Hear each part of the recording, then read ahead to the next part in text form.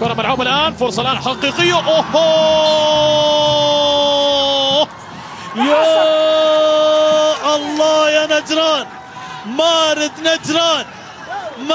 نجران يأتي بهدف التعادل.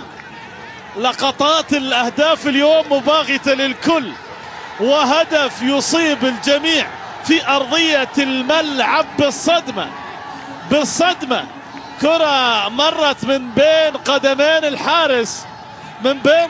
الحارس أحمد الكسار، ما متوقع. شوف ارتدادية سريعة، حسن الراهب، شوف يا الله أشكال والوان سوى نجران، لكن كيف سجل التعادل بهذه الطريقة. وأنا قلت إذا بيسجل نجران عليه أنه يلعب كرات في زاوية، لا والله ما هي في زاوية، لعبها في النص وكرر تسديداته في المنتصف.